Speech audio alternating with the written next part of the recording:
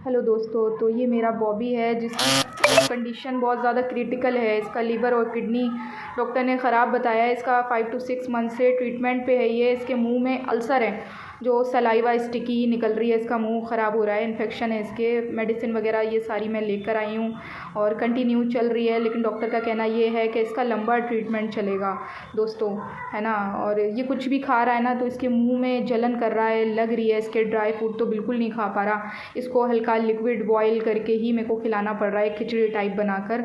वैसे तो देखें दोस्तों, सब कुछ चलता ही है और अच्छे से चलता है। ऊपर वाला मेरी मदद करता है, गैब से मदद करता है। मुझे भी नहीं पता कहाँ से देता है, वो मुझे देता है। लेकिन जब परेशान मैं तब हो जाती हूँ, हिम्मत मैं तब हार जाती हूँ जब कोई भी एक कैट्स है ना बीमार पड़ती है, क्योंकि बीमार होते ही है ना मेरा पूरा बजट है ना वो हिल जाता है।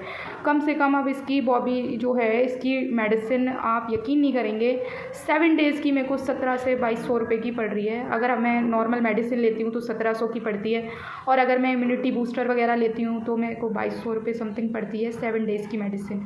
प्लीज़ दोस्तों, आप लोग, मैं नहीं कहती, मैं पैसा नहीं मांगती, मुझे चाहिए भी नहीं है, लेकिन आप लोग प्लीज़ मेरा फूड में मदद करिए। मैं जयपुर से हूँ, तो आप लोग किसी भी यहाँ के पेट शॉप पर कांटेक्ट करके गूगल पे आप लोग फूड ऑर्डर कर सकते हैं और मुझ तक भिजा सकते हैं। प्लीज़ आप लोग सपोर्ट करें मुझे, और ताकि है ना मैं जो मेडिकल बिल्स हैं वो मैं पे कर रही हूँ क्योंकि ऊपर वाला मुझे देता है। कहाँ से देता है मुझे भी नहीं पता, मेरे पास कहाँ से आता है, इनकी किस्मत से आता है। मैं कौन होती हूँ, मैं कुछ भी नहीं हूँ, है ना।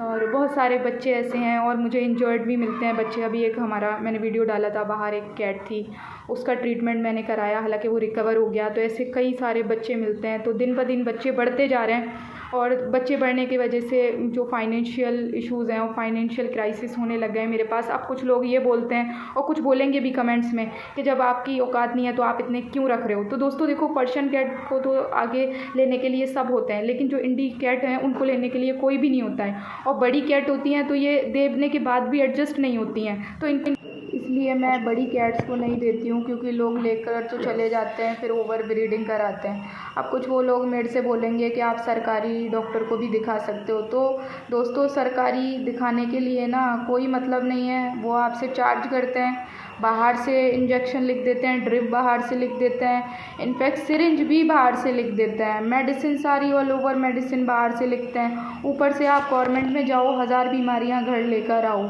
है ना। ना उनकी टेबल क्लीन होती है, ना थर्मामीटर। एक कैट्स के अगर वो थर्मामीटर डाल रहे हैं तो दूसरी को भी ना क्लीन कर रहे हैं, वही सेम डाल रहे हैं। तो इससे बेटर ये आप 200-250 रुपये देकर किसी अच्छे वेट, प्राइवेट वेट को आप दिखा लो। एटलीस्ट आप बीमारियां तो घर पे नहीं लाओगे, क्योंकि ऐसी बीमारियां इनको होती हैं, इन्फेक्शन से ही ज़्यादातर होती हैं। तो मैं प्रेफर नहीं करती हूँ। मैं हमेशा प्राइवेट को ही दिखाया है और हमेशा दिखाती हूँ, है ना। दूसरी बात, अभी गवर्नमेंट में एक हॉरिबल केस हुआ है कल परसों में, कि ड्रिप चढ़ा दी और नहीं देगा, उसमें बबल्स थे, है ना। तो बबल्स है ना एयर के साथ बॉडी में चले गए और वहाँ हार्ट अटैक